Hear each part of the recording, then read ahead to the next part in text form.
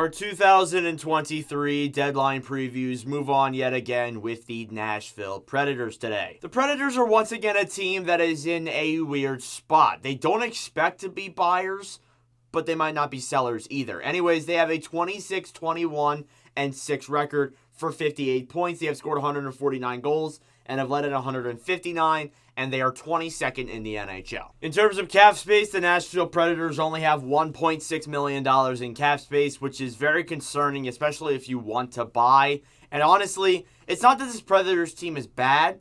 They're just not good enough. They're in that weird spot where they're like not amazingly good anymore, but they're not bad anymore. They still have good assets, but they're just not good enough to make the playoffs anymore. And that's why they're likely going to sell at this year's deadline. You look at their 2023 UFAs, you start off with Mark Jankowski, and this year is honestly kind of not that bad of a year free agency-wise for the Nashville Predators. Jankowski, obviously a depth forward, may get signed. Kevin Lankinen, a backup goalie, who has come in, played all right in some games, so he probably will get signed.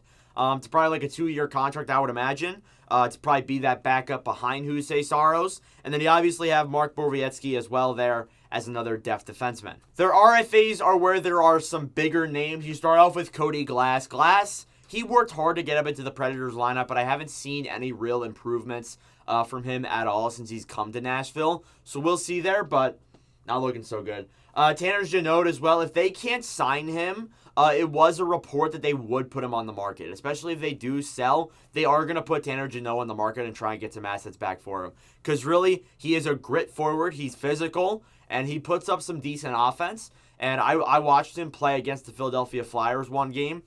Played very well. So definitely a really good forward there. Definitely a good grit young forward, 100%.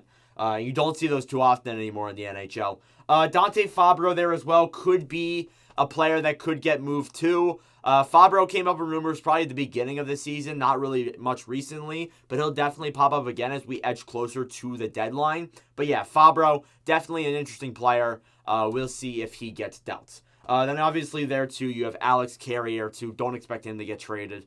Kind of just an additional player at this point. Now, as I mentioned, when it comes to being a buyer, a seller, or staying put, the Predators are most likely going to be sellers at this year's deadline. However, apart from Tanner Jeannot and Dante Fabro, I don't really know who they could trade, to be honest with you. A lot of those players that they have, and I've mentioned this so many times before in Predators videos, they have so many players that are just locked up for so long, it's going to be very difficult to trade some of them.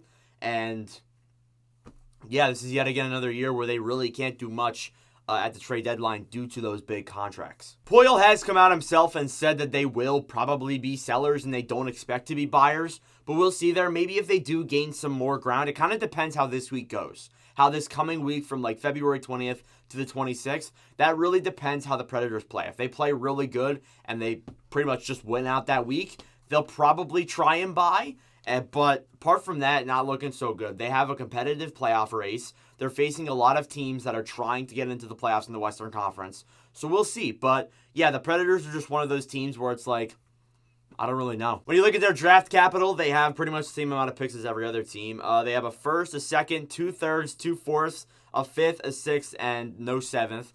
So when you look at Nashville, you're obviously trying to gain more draft picks because this team is getting up there in age. You got guys like Ryan Johansson, who's pretty old. They're still producing at an okay rate, but they're still all pretty old. You have Matt Duchene too. So we'll see there what happens with the Nashville Predators. But yeah, right now, it looks like they're going to be sellers. So that's really all I got for you guys in this trade deadline. Make sure to let me know your thoughts in the comments below. Thank you all very much for watching. For all of your support, as of late, I really do appreciate it. Subscribe down below if you are new. But anyways, thank you all for watching, and I will see you guys in the next video. Adios.